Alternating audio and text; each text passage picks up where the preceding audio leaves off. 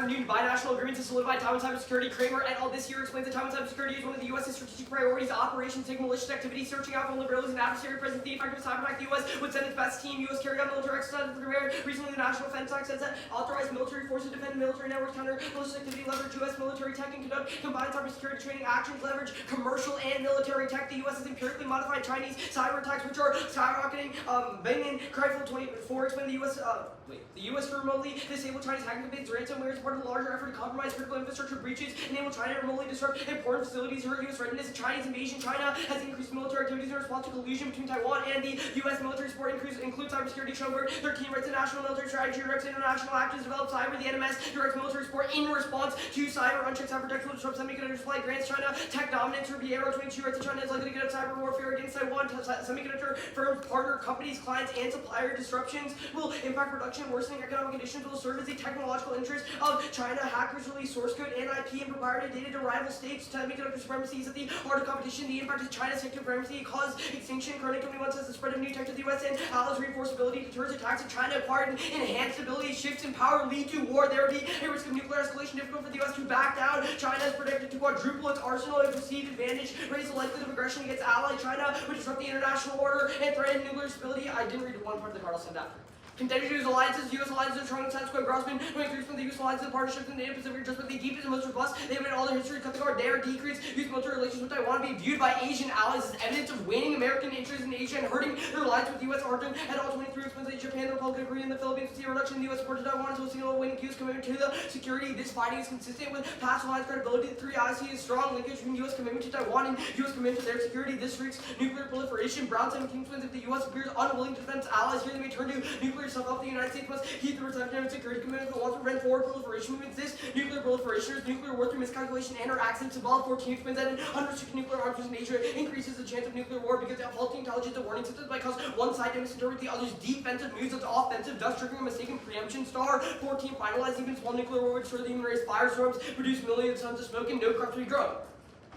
Contention 3 is politics. Harris is winning the election in this group. Polls are trending in their favor as the messaging is clear. As Dorman 23 explains that Harris' strength with female voters feeling overruled to new national polls. Harris is ahead by 4 points. Momentum is swinging. She just swung Iowa, a Republican mainstay. Harris is winning on foreign policy, swinging independents or Republicans. Trump's messaging on Ukraine and NATO is an asset to Democrats' chambers. And Rob 24 explains that Harris has been effective at putting Trump in a box of foreign policy, highlighting his embrace of authoritarian leaders and portraying of the weaker of the two candidates. She's running as sort of national security centrist. The app would swing Harris on mission to public opinion, resulting in a Trump victory for two reasons. A, in public opinion, Taiwan is a key facet of U.S. foreign policy. The general public widely supports FURA. 23 and 2/3 of America, 65% say the U.S. security relationship with Taiwan is more be strengthened than weakened. The U.S. national security that includes 7 and 10 Democrats, 2/3 Republicans, and 6 and 10 independents. Trump would harness public anger. Harris is a weak leader on the international stage, decking all voting bases, especially independents. B is messaging. Harris is not messaging the threats of democracy and abortion as their paths to the ballot. The election is still close, and any deviation from a main issue would be deadly to her campaign. To her right, 24 rights to getting Americans focused on that over the next 2 weeks. 68 second Trump term is taking the country further off track to view Harrison. The centralization of change is likely to decide the presidency. More targeted messaging will include reviving volatile thieves around Trump's unfitness for office, trying to make the argument for stable commander-in-chief while convincing wavering voters to make the leap forward to electing the first female black president. This is going to be decided in the last week. I am sure of it. It's 2 days to the election. This is definitely a massive scandal. The effects of AAA, nuclear war, Trump re-election, next global non-proliferation, guarantees nuclear war,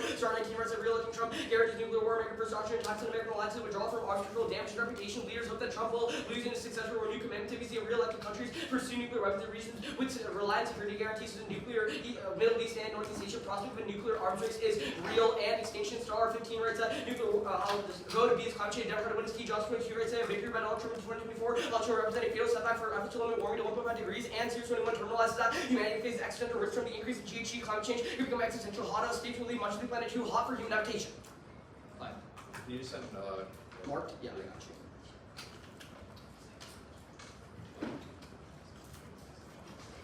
When they said Mark, we'll send it back.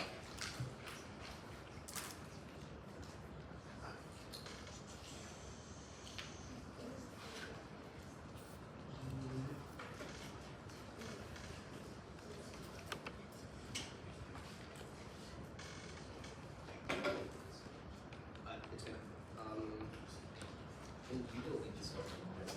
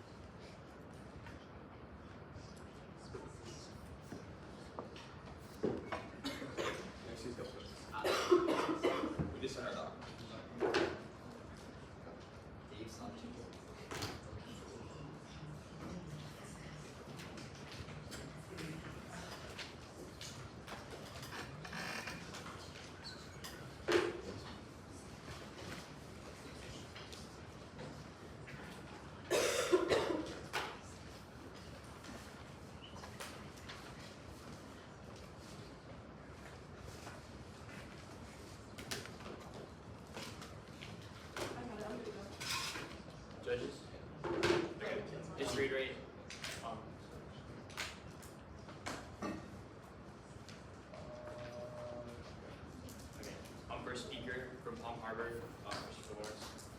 Is everyone ready? Alright, start my first read.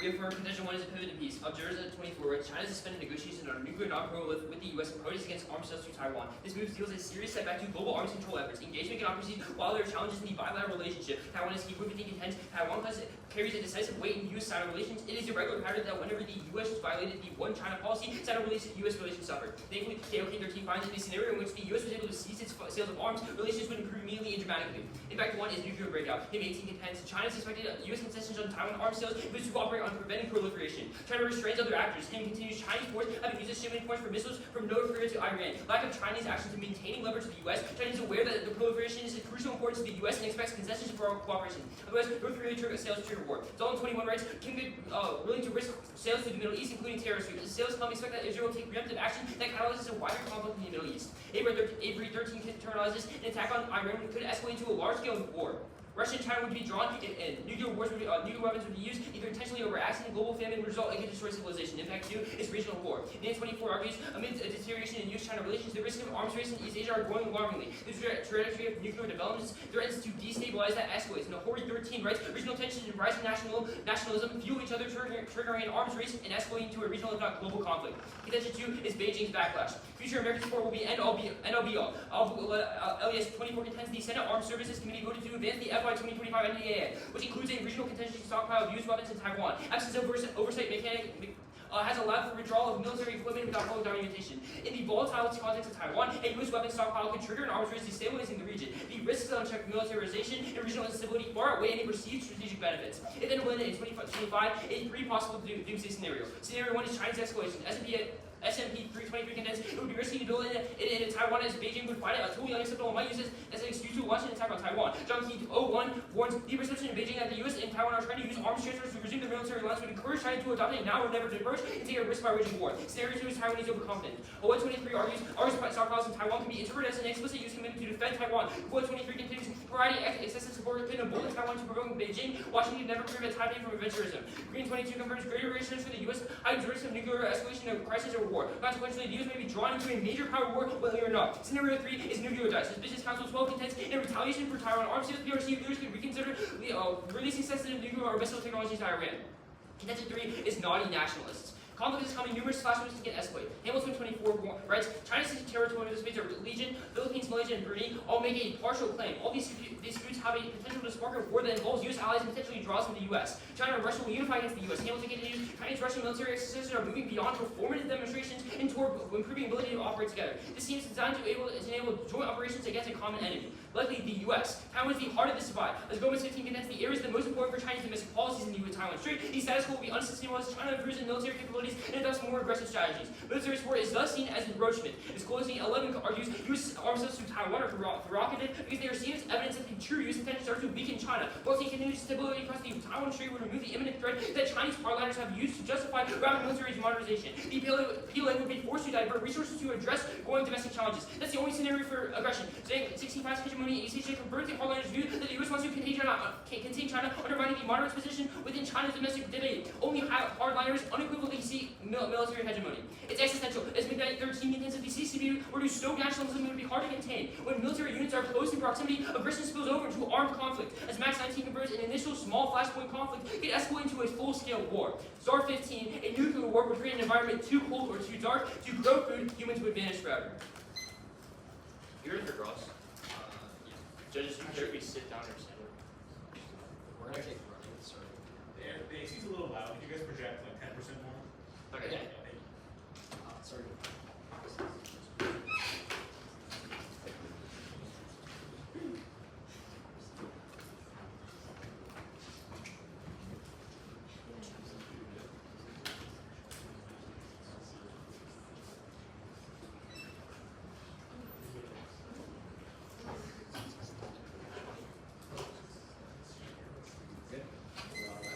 Can I take the first question? Yeah. Sorry.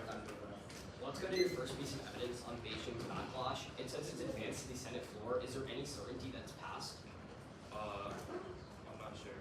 So there's no certainty that the bill that your entire second contention hinges upon will ever be passed. That's fine. You can take a question.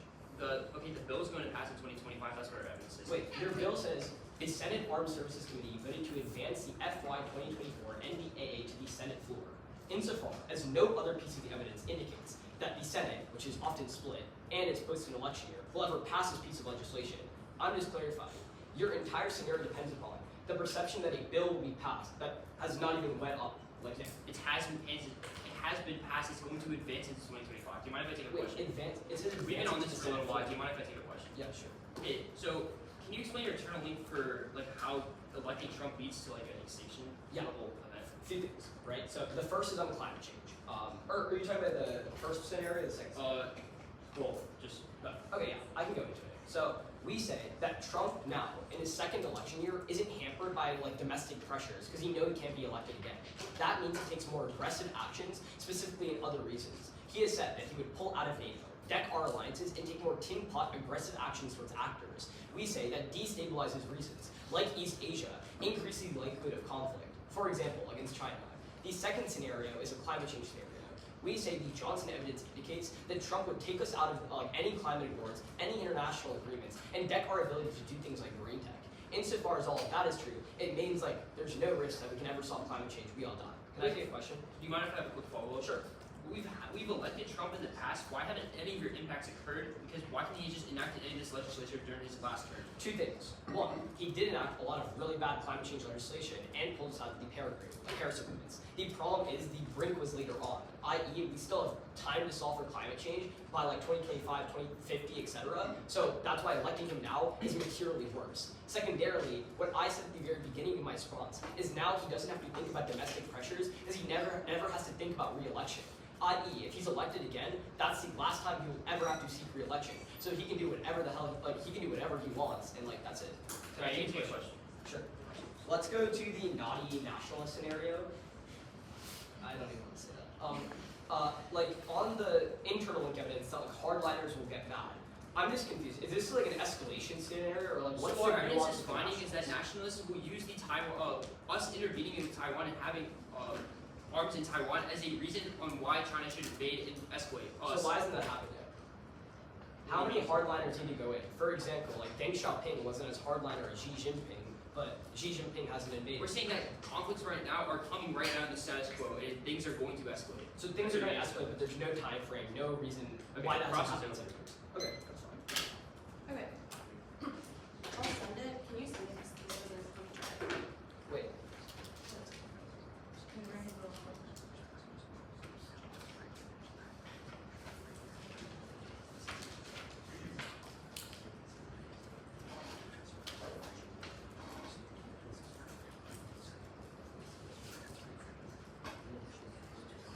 Yes, it's Yeah. 18. Okay. Can you send it? Wait, how much have you guys taken? 38.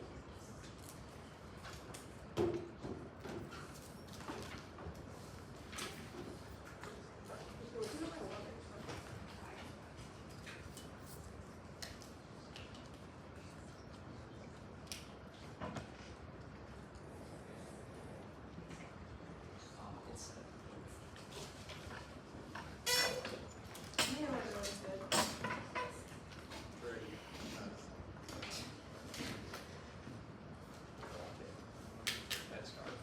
also like we might read new pieces of evidence and then I'll just send that like after this Okay. Wait, I just forgot. Oh, did it copy? Not copy and paste. I just got. I mean, it's copy. Yeah. Okay, I just got it. You got it? Yeah. Okay. So is everyone good? Okay. I'll start on my first one. Start on pivot to peace. First, there's a huge pre-req here. Hansen writes that U.S. military presence is the only pathway for future peace, serving as an independent prerequisite to their case. Continued strong U.S. military support for Taiwan is key to maintaining the peace with the PRC. Hansen 24 writes that the U.S.-China cooperative gestures resulted from this mild thaw rest on shaky foundation. The U.S. commitment to Taiwan security remains essential to any prospect of a peaceful resolution. A credible naval preparedness in the Indo-Pacific region could reduce the likelihood of sleepwalking into a disastrous conflict. When this is true, you know that the only way to create long-term hateable peace solutions is through militarization. That's the only way to get to diplomacy. Secondly, we would say that history proves their argument untrue. Look to Obama in 2009. When he settled down U.S. support of Taiwan, what happened? China didn't come to the bargaining table and start fostering diplomacy with us. Instead, they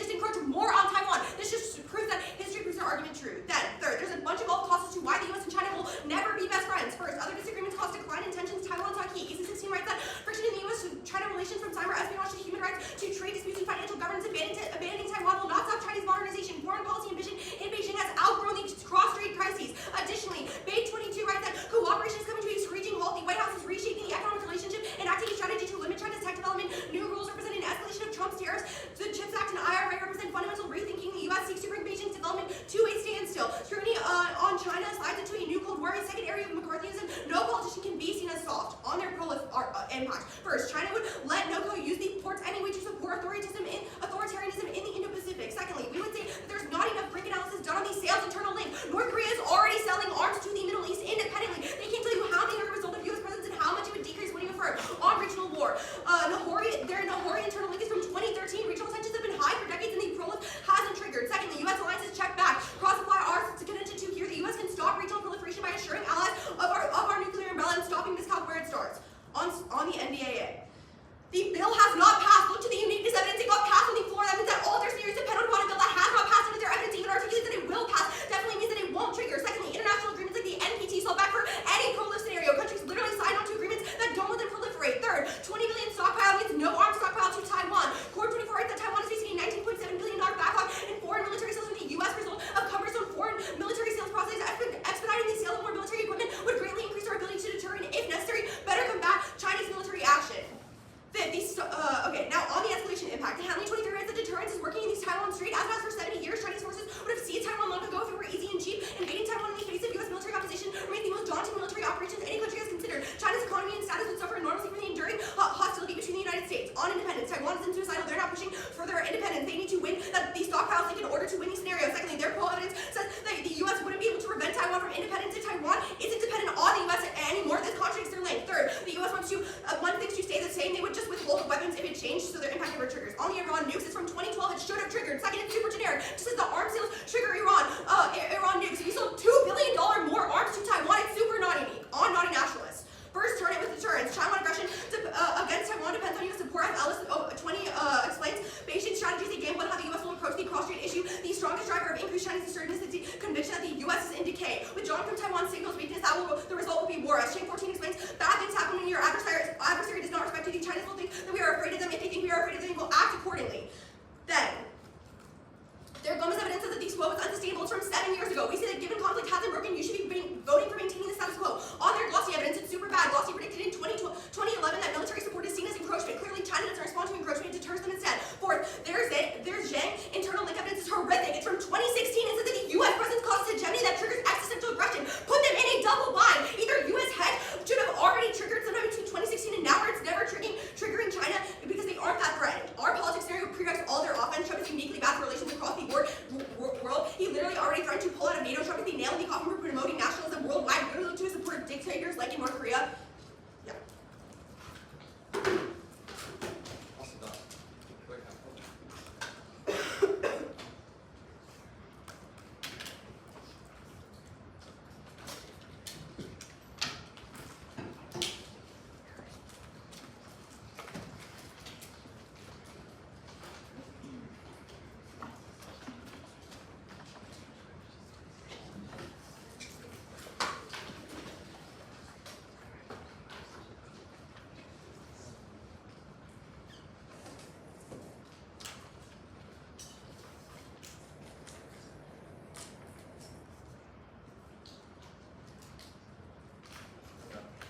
If I have time, I'm gonna read like advantage, and I'll send it after.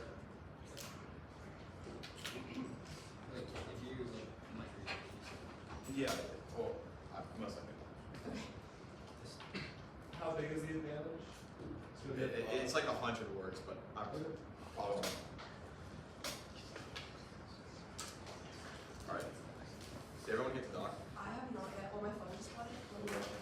What's the order? Top down our case, staircase brother. I just got it. What do you got? Yeah. Wait, I got it. Sorry, I just order which case? What? Your case there? Yeah, frontline defense. Okay. Is everyone good? Yeah. All right, let's start now. On to the piece. They say militarization is key, but they've conceded three big things. They first conceded uniqueness, which finds out right now China's withholding talks on proliferation because the US is in the region. That is 100% conceded. Spikes out. Two, they have also, their evidence is just about general cooperation, whereas ours say non-pro specific scenario. They do not apply as to why, insofar as their evidence is talking about economy. They say 2009 Obama empirics. They do not read any evidence that could have made it up, make them bring you evidence, and even then it's from 2 decades ago, it doesn't matter. Then they say there's all causes. However, their argument is about economic cooperation, not pro cooperation. It's 100% conceded that pro flank is clean. Then they say is bad right now. Again, it's talking about how economic cooperation is bad right now, no matter what. They have conceded the evidence at the top of case to Al Jazeera evidence which finds out right now non-proliferation. That's why we're sending nukes to Taiwan, to Iran and to North Korea, and we're going to be escalating in the Asia Pacific region. That is 100% conceded. You can just vote right here. Let's go on to the Iran scenario. They say that NOCO can just send to the ports. They have misread the evidence. The evidence says that China is sending nukes to NOCO and Iran, not NOCO sending nukes to Iran. They've completely misconstrued it. Then on global escalation, they say proliferation isn't happening right now. However, they can see the fact that right now, just recently this year, China has stopped non-proliferation talks, which means we're on the brink right now. Let's go on to backlash. They say it hasn't passed yet. However, they can see the evidence which gives a guarantee and says that it will pass in the fiscal year of 2025. Even if you buy their gut check analytics, it doesn't matter insofar as our evidence thumps it. They say the MPT will solve, but there's two things. One, they can see the uniqueness that finds that we are not working on the MPT right now with China because of bad relations. It's also clear to their case. If you want to solve for their C2 on alliance in there, you need to solve for a better MPT, which means you have to increase the relations further. Then let's go on to the impact scenarios. You can basically group it all because they haven't conceded the uniqueness evidence, which indicates that right now China is escalating in the status quo because they will escalate with the stockpile evidence, even if all their evidence analyzes the current status quo is about what happens when you affirm. Now, let's go to nationalism. They say the U.S. is decaying right now. However, you can basically group all the responses. They've conceded the fact that it's not the 2019 evidence, it's the 2024 evidence, which finds that because of U.S. in Taiwan, China is doing joint military operations with Russia to expand into the Asia Pacific, even if they're not doing it, even if they're not going to invade Taiwan right now, which is what their evidence says. Our arguments about a general Asia Pacific escalation. Let's get to their case. On to first, a quick analytic. The AF advocates for a substantial reduction. We say that post-staff cybersecurity and military support that would be kept because it's the lowest cost, least intrusive, and it's literally done from the desks of workers in the government in America. Two, they haven't read any reverse causal evidence which finds that reducing military support or reduce agreements, which means they don't win off this question. Three, their solvency that there's exercises within the U.S. and Taiwan that train the military on how to respond to cyber attacks. Even if the AF decreases future cyber help, Taiwan is already chilling with the knowledge America gave them before. Four, we control the root cause because all of our evidence says that the only reason why China is attacking right now is because of the U.S., which means they're given a problem that they are causing. You cut the sixth response. Also, let's go on to stay on cyber. The few things here. One, their evidence is just talking about the current military strategy of the U.S. from 2011. It doesn't talk about Taiwan at all. Make them actually prove to you as to why cyber is included in the AF. Also, on semiconductors, their evidence concedes out right now China is aggressive. It's uniquest evidence for us that they want to cyber attack Taiwan right now, which means the AF is the only risk of solvency to stop that aggression. On alliances. First, U.S. alliances want to be more resistant. Carpenter Matthew finds the U.S. policy to work regarding Taiwan has become increasingly hardline. PRC reacted anyway to support for Taiwan and direct increase in PRC's military exercise in the island is just one manifestation. U.S. allies are very honest about that on escalating risks. These Asian powers do not want to risk U.S. dragging them to a war with the PRC to defend Taiwan. Even diminished capabilities remain reassuring to allies. Global 15. A U.S. size uniquely powerful that will also able to use its influence to pacify even diminished military advantages before Washington and leverage may be sufficient enough if the modest with the U.S. could have won summit, even less dominant but still very strong, America will remain. It will be your allies. You cut the rest of the responses. Let's go on to politics. First, they have conceded that Kamala that Harris is already the most voted. Literally, the election is in 2 days. The app would have triggered that quickly, and it wouldn't send perceptions. On the first one, Biden is still the president. They don't reach a link evidence as to why passing the app under Biden would affect Harris's actual political capital. Also, the link is got general support, not military support, so the app doesn't affect it. On nuclear war, their evidence is about if Trump were to get elected in 2020, analyzing the trends then, make them reading more recent evidence as to why Fermi and electing him in this year would cause their impacts, and also we have time for him so far as climate change takes seconds to manifest. Mark.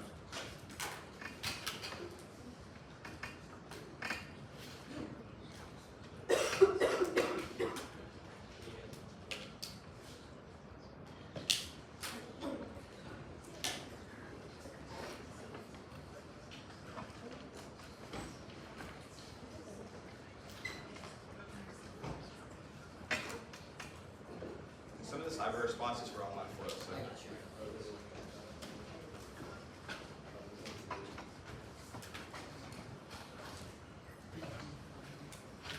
What do you get,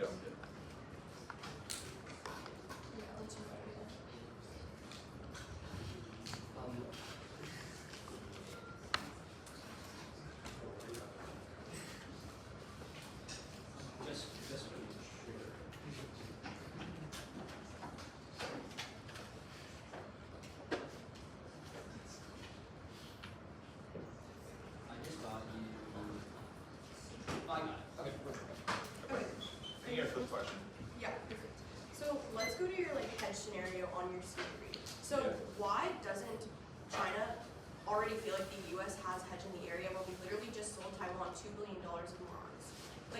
What is the problem? Yeah, so I think you're misunderstanding the argument. The argument is simply that because we passed that arms sales to Taiwan and because we're so prevalent in the region, that by affirming, it reverses that trend and makes China be more peaceful in the region. Because right now they've upped aggression and started doing joint military exercises with Russia, which means that right now we need to solve for the problem, and you guys can see the uniqueness, so I think it's pretty clean. Can I get a question? Sure. All right, let's go on to, is the MPT working right now? I'd say yeah. Really? Okay. Yeah. All of the alliances right now that are in the Indo-Pacific with the United States are pretty confident the United States would protect them, our own nuclear umbrella. So then why if the MPT is stabilized right now, then why would affirming cause its collapse and cause proliferation? Yeah, it's super clear in our second contention about alliances. We tell you, we tell you that all of the alliances in the Indo-Pacific view the United States as losing interest in the Indo-Pacific and think that the United States will not defend them in their weakest hour if we pull out of Taiwan right now. But can I take a question? Sure, yeah. Okay, so let's go back to this hedge scenario. So your evidence is from 2016 telling you that like the US getting hegemony in the region triggers escalation. When were the arms sold? Like when were the $2 million more of arms sold? Which evidence are you talking about? The Zhang evidence, your internal link from 2016. We've sold a lot of weapons since 2016, right? Zhang is not mentioning US hegemony, it's mentioning Chinese hegemony. That's why it finds that only hardliners unequivocally seek military hegemony. So, in the fact that in the aft that there wouldn't be any support for hardliners or Chinese nationalists, because the only way they can actually get away with this military exercises and expanding in Asia is because the US is in Taiwan, and they pin the blame on that, and that's how they get away with it. So our argument is not that US hegemony causes this, it is the fact that the Chinese hegemony working with Russia would cause our impact. So quick follow-up though, so like China doesn't care if the US sell arms to Taiwan? No, of course they care. That's Okay, the then entire how point. many arms? That's the entire point of the contentions. They care so much to the fact where they're willing to literally retaliate and cooperate with Russia in military stances. So just because the U.S. is selling arms. Sure, but can you give me like a number, like how many arms have to be sold, or how many billions of dollars of arms have to be sold for China to attack? Because like 2 million just got I passed. can't like calculate the specific Exactly. dollar amount, but our evidence, what you guys have conceded, finds from this year that the territorial disputes are at an all-time high and the tensions are at an all-time high. So it's a risk of solvency to vote affirmative insofar as the uniqueness is conceded. Does that make sense? Sure, you can do your question. All right, we have like 10 seconds left, so I Okay. guess it's all right. No worries. I'm taking what, 20 minutes? I'm taking 20 minutes. Okay, do you remember? We'll start prep.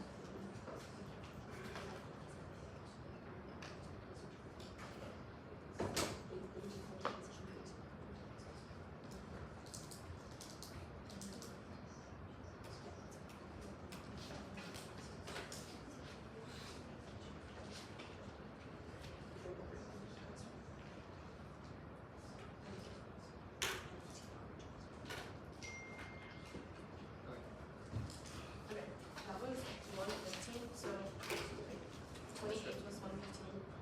Wait, what? We took 28 before and then 115. Okay. Oh, I'm trying to I thought you guys said Huh? what? No, never mind. Whatever you have, you're good with. It's still 20 No, minutes. it's 20 years. What is? I don't know. It's the order is going to be actually I'm gonna I have time.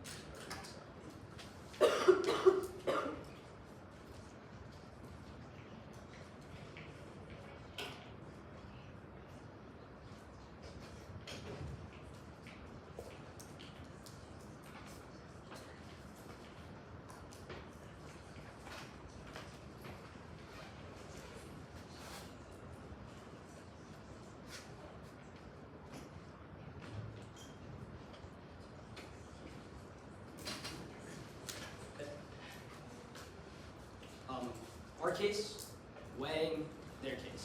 Everyone good?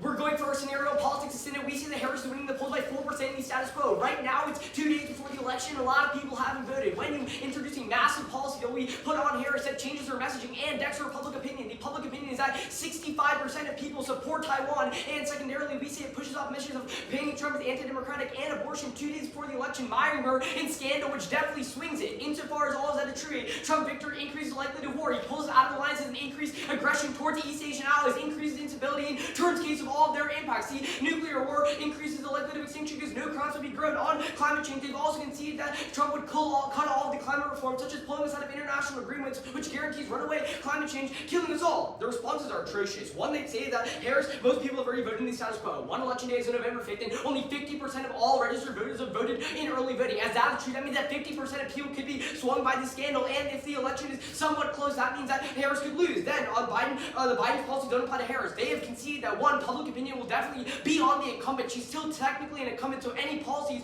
will be put on her. And two, Trump mudslinging. If he sees that she does something like bad on China 2 days before the election, you know he's going to be on Fox News, CNN, etc., absolutely decking her. Then, on, that's definitely enough. Then on the link equals general, we don't even have to win public opinion. We won that it changes her messaging, which means that she can't focus on things like abortion and anti-democratic practices before the election, which definitely means that we're winning the link to the scenario. On the nuclear war should have already happened. They conceded the war thing that we continue to provide the riding cross, and now he's not unchecked by domestic pressures. He can do whatever he wants because he never actually has to run for re-election. Secondarily, we say that a new election cycle increases the likelihood that he's more and more tempo aggressive. Then on climate change, they see how we have frame I'll do on the weighing page.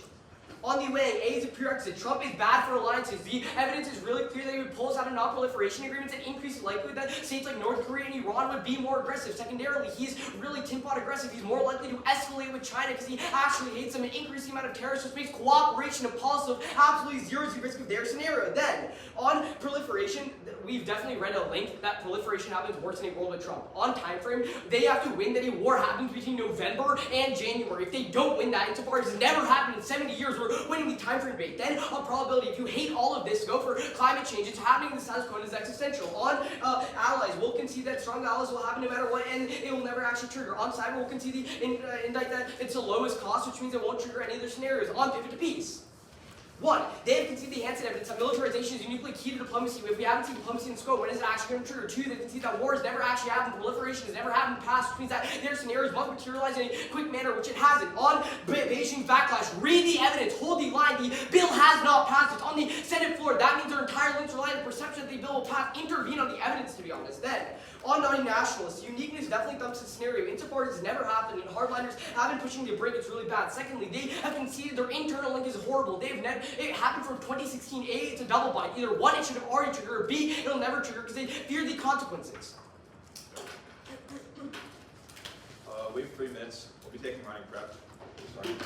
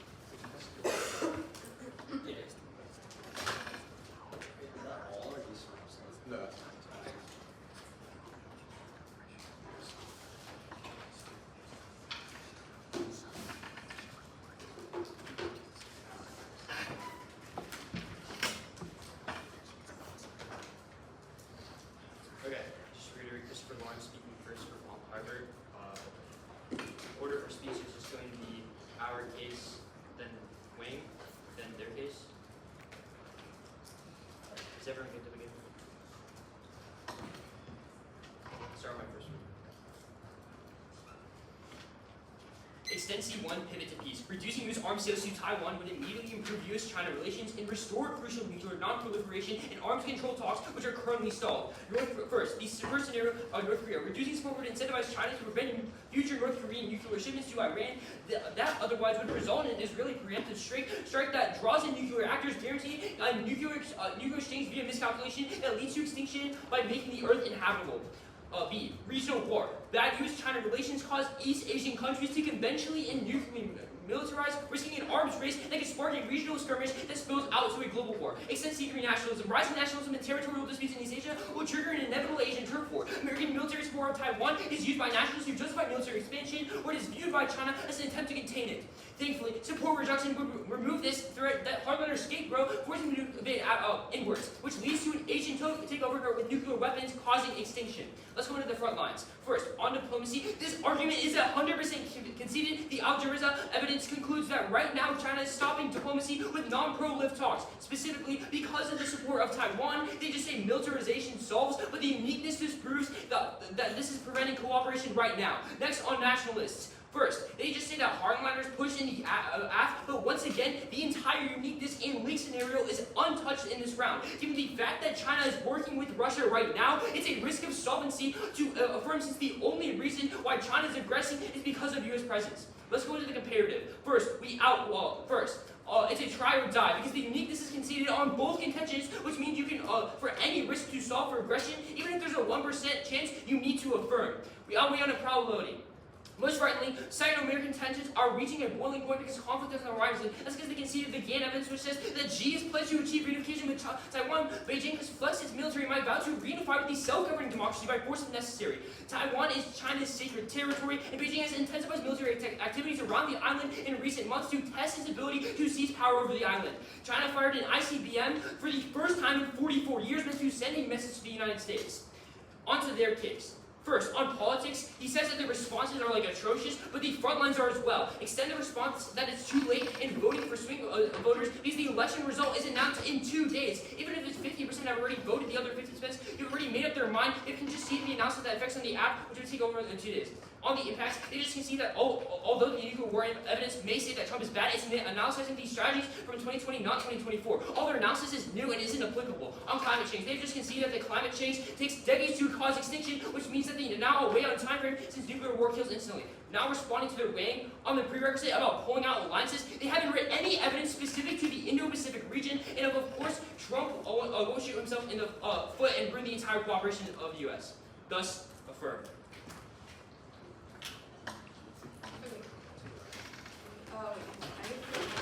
So we took 15 and then 28. Okay. So then we'll just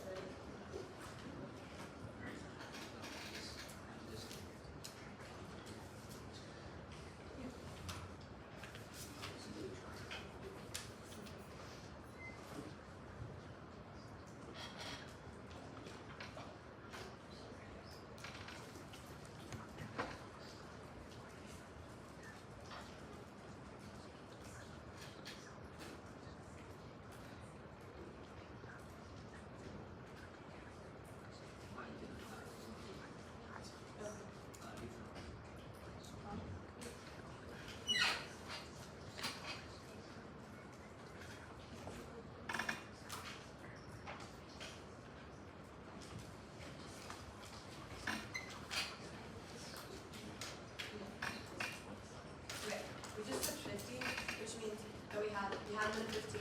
It's $25. Can I have a question? Yeah, go for it.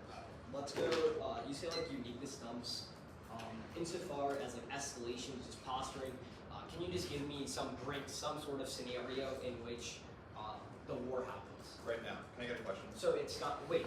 The war is building up to happen right So it now. happens right now, dude. It'll happen in the coming days, So, which you guys can see. so why did, when military testing happened in 2021, it didn't trigger? Why, when your evidence was from 2022, that we started doing, or 2023, when we started doing tests with Russia, why didn't that trigger? insofar as all of Yeah, these yeah, things I'd like to happen, answer the and question. It's never actually triggered. Do you mind if I answer your question? Absolutely. Yeah, it's not about the U.S. doing tests with Russia. It's about China doing tests with That's right. Russia. Insofar as our evidence conceded that right now they've had the highest military operations in history. Right now is the brink. Even further, Wait, that where does it's it say right now is the like That's okay. your analysis, right? Yeah, you can read the Hamilton evidence, which finds that the territorial disputes are like very legion right now. There's Philippines, Malaysia, Brunei, all of our partial claims. And Hamilton continues that Chinese-Russian military exercises are moving beyond portfolio that happen? demonstrations. Like, when did the Like, Russian this military year. exercise happen? And even then, like, he didn't make a response to the next speech. No, He no, kind it of said definitely, make it final focus, no, right? it definitely is there insofar as we continue to make the top level articulation that 70 years of peace means something insofar as they've never actually escalated, and it's clear that deterrence is Yeah, working. 70 years of peace can mean a lot of things, but 1 second of conflict can change the tide forever. Our evidence indicates that right Dean, now. that's pretty rhetoric, but your No, evidence but definitely says it on it. I'd like to finish and I'll get a question because you've been interrupting me a lot. Our evidence indicates that right now it is the brink as to why they're not doing cooperation. The Al Jazeera evidence came from a couple months ago and finds that right now it's the first time in history that they have not cooperated on non-post because of Taiwan. Hamilton indicates that because of hardliner stance on U.S. and Taiwan relationships, that means that right now they're doing more exercises with Russia. I'd like a question now. Sure. Let's go into politics. Does the effects of the affirmative passing happen within the next 24 hours? Yeah. Why? We say fiat is immediate. We say when But- you have not won, you have not contested that fiat is immediate. I.e., we say when you pass a policy. Yeah, I know we say if you fiat pass- is immediate, but I'm saying the effects of the policy, they are completely instant. Yes, so we 'cause it's percent. instantaneously reduce support and pull weapons out. I'll do like a very good analysis. Trump is going to hear that Harris pulls away from Taiwan. Trump is going to be like, "You're weak, Kamala." Then he's going to go on every single news station, be like, "You're weak, Kamala." Then a bunch of independent swing voters are going to think, "You're weak, Kamala," and not vote for him. So you think That's the question. so that every single swing voter, which you guys can Oh, see so the top I'll of the give you a analysis, past or empirical 50%. example. Clinton's emails came out 4 days before the election. Did that swing the election? Probably. Okay. Probably, bro. What is your evidence for that? Like, No, it absolutely definitely No. did. Like, Or the I actually original- have evidence. Like cut it if you want. Yeah, sure, but I like mean, more. I'm good. but, I like, don't really need it. But Okay, sure. okay, Do you have a question? that's pretty much right. Okay, wait. We have 25 left. I'm sorry.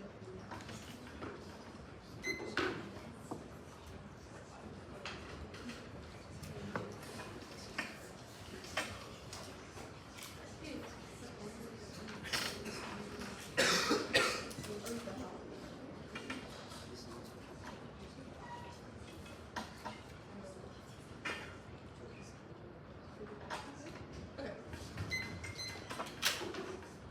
It's just gonna be our case winning their case.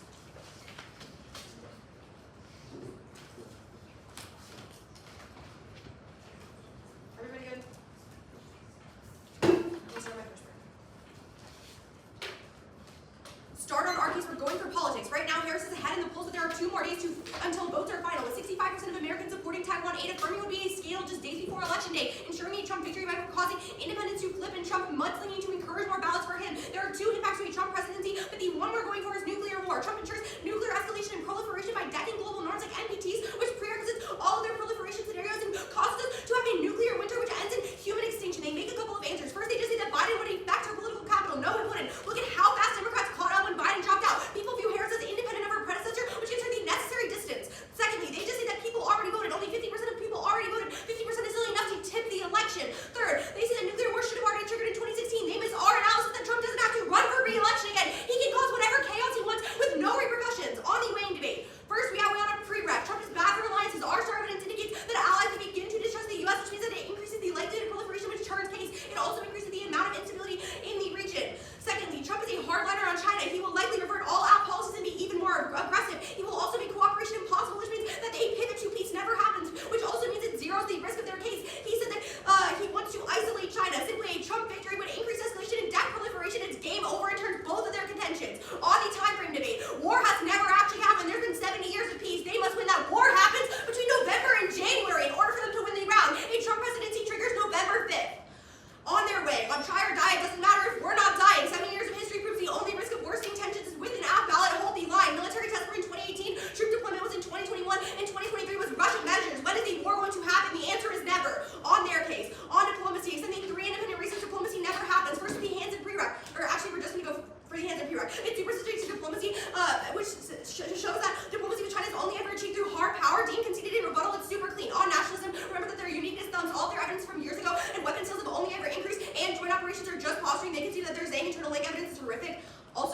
like prereqs all of the war. So yeah. Alright.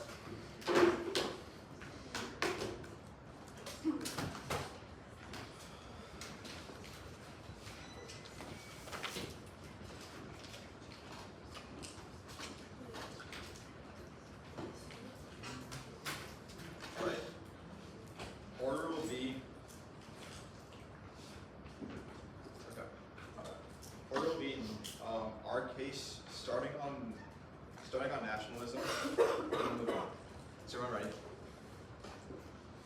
In their last speech, they got 10 seconds left to respond to nationalism. They didn't extend one response to the warrant. It's 100% conceded. You're voting here in today's debate. It's really simple. Rising nationalism, territorial disputes in East Asia will trigger inevitable Asian turf war. American military support of Taiwan used by nationalists to justify military expansion, whereas viewed by China as an attempt to contain it. Thankfully, support reduction would remove the threat that hardliners scapegoat, forcing them to turn inwards, which leads to an Asian takeover with nuclear weapons causing extinction with Russia. What is their response? They say evidence is from years ago, but the evidence is, and what the evidence comes from this year and indicates that for the first time in history, China and Russia are collaborating together to take on the U.S. in response to them doing arms sales to Taiwan. It is 100% conceded. The internal link evidence of 2016 and analyzing Chinese hegemony, not U.S. hegemony. The indictment does not matter, and they do not extend a warrant to it in the last speech. 100% concede extinction. In fact, you're voting here. Let's go into the char die weighing. Insofar as they concede uniqueness, they've also conceded the risk of solvency weighing. They just say, oh, that's not going to happen. However, they've conceded that we are on the brink right now for the Hamilton evidence. If there's even a 1% chance that we can solve the hardliners threat in China, then you will vote affirmative on face in today's debate. That is why all their arguments, even if you buy any risk of our defense, you're not voting for them because it is not as clear as our C3 about nationalism. Let's go to their case. On politics, let's start the nuclear war scenario. They have completely conceded the analysis that Chris makes, and I made in rebuttal, that their impact evidence about China, about Trump pulling out of alliances from 2020, analyzing his policies then, they do not read a unique warrant as to why his policies right now would be the same. They have 100% conceded, so even if you want to buy all their weighing, it's necessary on them winning their impact first, which is not true, because if Trump never pulls out of these alliances per the indictment, then there's no weighing in the first place, and the preact doesn't matter, and it doesn't trigger. Even if you don't want to buy that, there's still mitigatory defense on their link. They have conceded the fact that the act takes way longer than 2 days to implement and see the effects of, even if Trump goes on the news. They have conceded Chris analysis, which finds that most of the voters have already made up their mind. Even if it's 50%, they have conceded that it will most likely not happen. Even then, you're voting on the argument which has the cleanest link, which is our C3, even if you don't want to buy the terminal defense on their case.